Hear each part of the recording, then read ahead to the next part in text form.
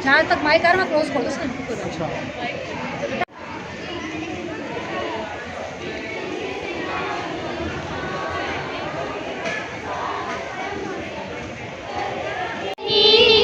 आपके आने से मानो हमको जन्नत मिल गई।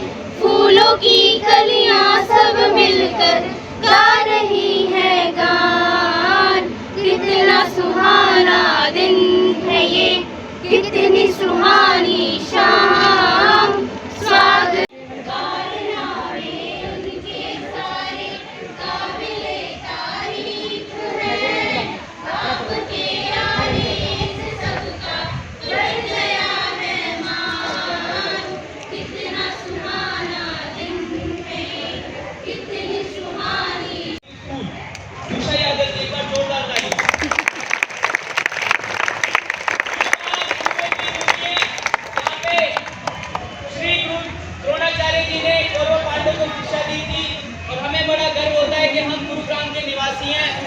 शिक्षा लेते हैं, गुरुग्राम में कार्य करते हैं।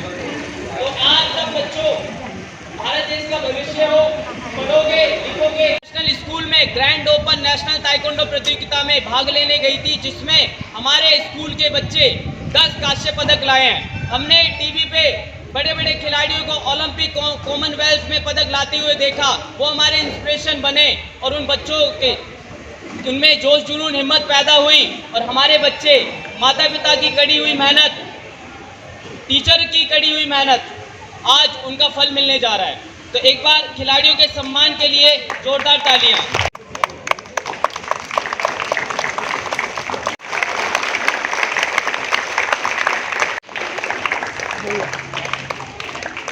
चलिए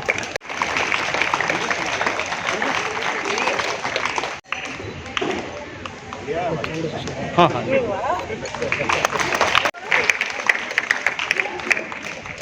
अंजुश यादव महिला है, हमें बड़ा गर्व होता है।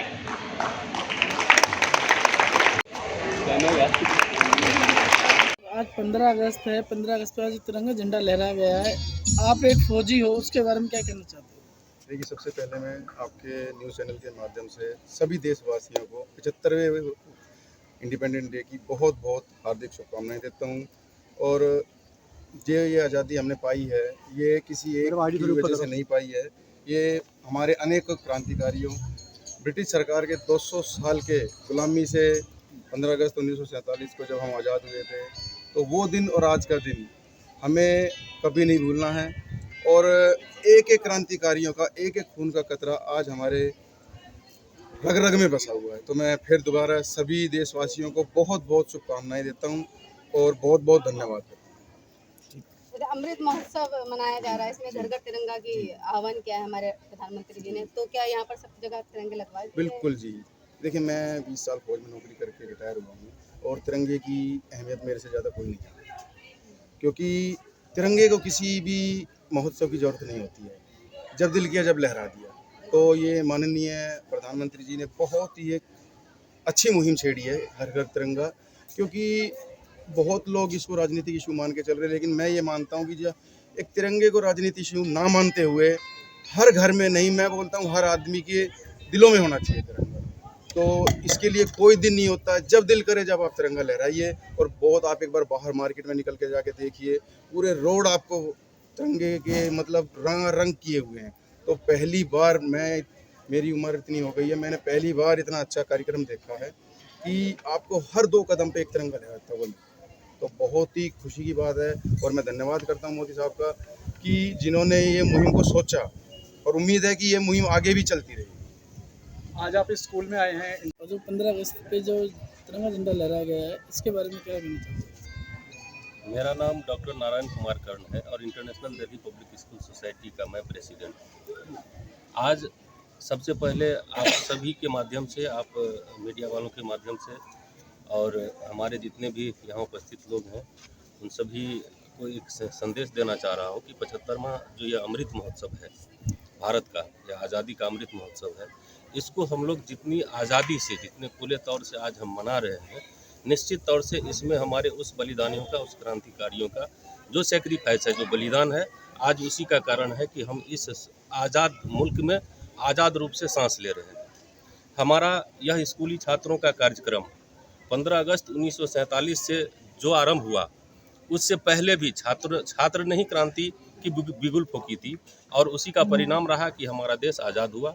उस दिन के बाद से आज तक यह परंपरा है और भारत देश के जो कर्णधार हैं, जो भविष्य हैं, वो इन्हीं छात्रों में बसता है और यही छात्र आगे चल करके हमारे देश को दिशा और दशा देते हैं। ठीक है।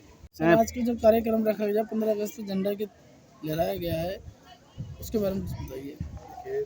मेरा नाम नरेंद्र सिंह है, मैं इंटरनेशनल दिल्ली पब्लिक स्कूल जो गुरुग्राम का मैनेजिंग डायरेक्टर हूँ। ये हमारे बड़े भाई साहब और हमारे पिता तुल्य जो है डॉक्टर नारायण कुमार कर्ण जी, इनकी बदौलत जो है, इनके सहयोग से ही जो मैं इस मुकाम तक पहुँचा हूँ। सबसे पहले तो मैं ये कहना चाहूँगा। और जो बात करते हैं हम, जो 75वें जो हमारा इंडिपेंडेंस डे जो बन रहा है, ये जैसे भाई साहब ने बताया कि हर घर तिरंगा है और मतलब हर दूसरे जो है, आप देखेंगे कि हर दूसरे नुक्कड़ पे जो कहीं भी देखेंगे तो हर जगह जो है तिरंगा लहराया है। और हम तो यही चाहेंगे जैसे हर घर तिरंगा है, हमारे बच्चे भी जो हैं हर देश में, हर राज्य में, हर मतलब पूरे देश में ऐसे ही जो है तिरंगे की तरह चमके। बस यही कहना चाहूँगा। ठीक, लो आप बोलिए। मेरा नाम शारदा चांदना है, इंटरनेशनल दिल्ली पब्लिक स्कूल की प्रिंसिपल हूँ और मेरा हर बच्चे से, हर भारतीय से ये संदेश है कि जैसे आज तिरंगा लहरा रहा है, उनके लिए एक आज का दिन ही नहीं, उनके हृदय में हर समय ये तिरंगे की भावना रहे, आज़ादी का जोश रहे, तो कोई दिन ऐसा नहीं होगा कि वो आज़ादी महसूस नहीं करेंगे। ये आज़ादी अंग्रेज़ों ने दिलाई, लेकिन इसके लिए आज का जो बच्चा है, हर बच्चा आगे का भावी भविष्य निर्माता है।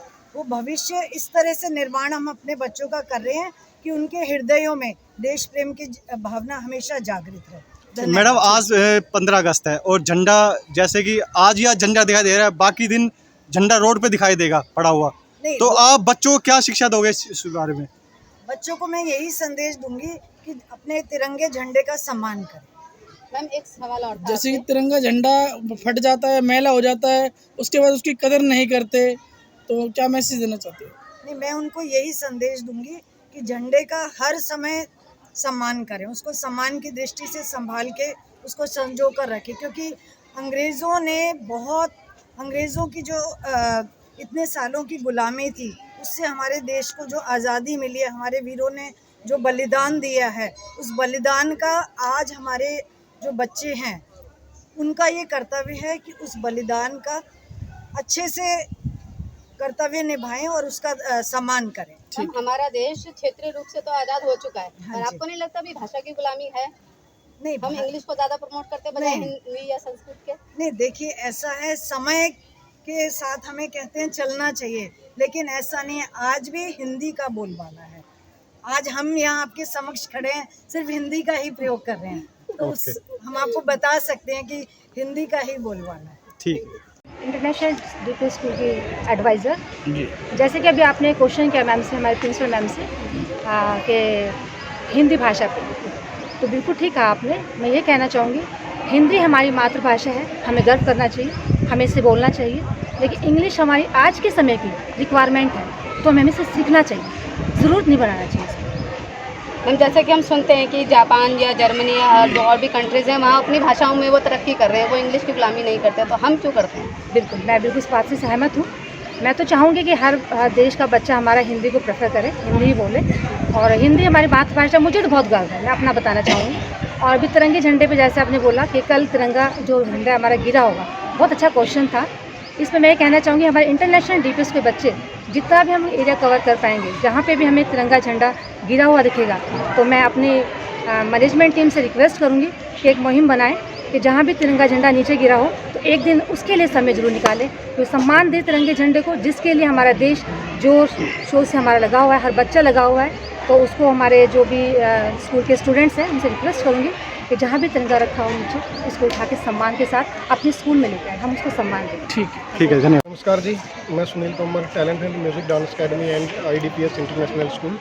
तो जो आपने सवाल किया, हिंदी भाषा भारत में क्यों नहीं बोली जाती है, जापान है वहाँ पे इंग्लिश बोली जाती है। भारत एक अलग अलग हिस्सों में बंटा हुआ है, जहाँ पे कहीं पे बंगाली बोली जाती है, कहीं पे उड़िया बोली जाती है, लेकिन जो बाहर के विदेश हैं वहाँ पे एक ही उसमें बात होती है। जैसे जापान है तो जापानी सारे अपनी लैंग्वेज में बात करते हैं। हमारा जो इंडिया है उसमें हरियाणा में ही 10 से 15 प्रकार की भाषाएं हैं, कहाँ की खड़ी बोली है, कहाँ पे कित है, कहाँ पे जब है, तो उस चीज़ को लेकर के तो मैन है कि जब हमारा एक एक बच्चा, छोटे से छोटा बच्चा तरक्की करेगा, वो बचपन से ही बोलना सीखेगा, अलग अलग स्कूलों में सिखाई जाएगी, तब जा करके हमारा देश तरक्की करेगा और हमारी हिंदी भाषा को और भी विदेशों में जा के बात करेंगे। हमारे खिलाड़ी हैं जब विदेशों में जाते हैं तब वो हिंदी बोलते हैं, हमारे प्रधानमंत्री जी जब विदेश में जाते हैं वो भी हिंदी बोलते हैं।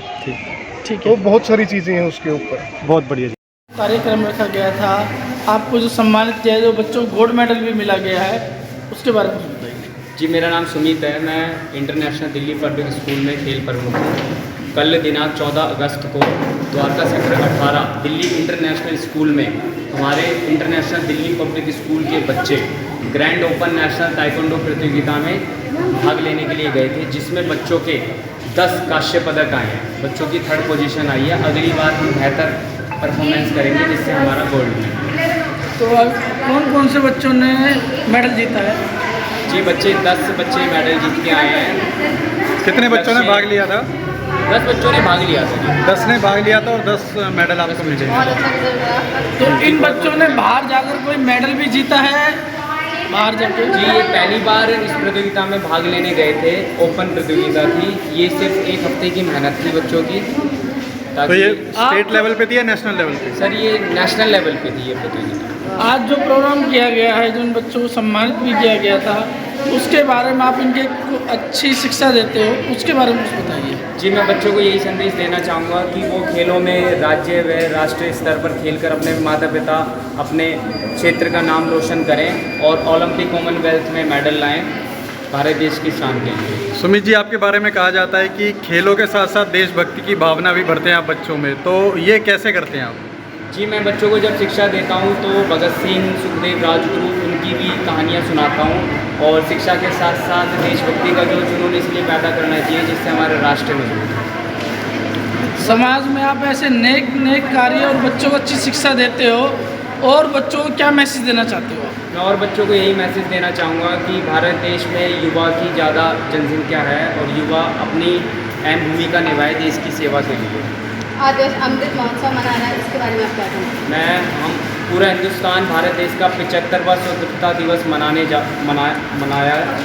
इसके लिए मैं यही संदेश देना चाहूँगा कि हर एक भारतीय के मन में देश के प्रति राष्ट्रीय भावना, देशभक्ति होनी चाहिए और यह दिन हम सबके लिए महत्वपूर्ण है। जैसे कि तिरंगे झंडे को आज के दिन और कल के दिन फेंक दिया जाता है, रोड में पड़ा मिला जाए, उसके बारे में क्या कहना चाहते हैं? जी, मैं ये कहना चाहूँगा कि तिरंगा भारत देश का राष्ट्रीय ध्वज है, देश का सम्मान है।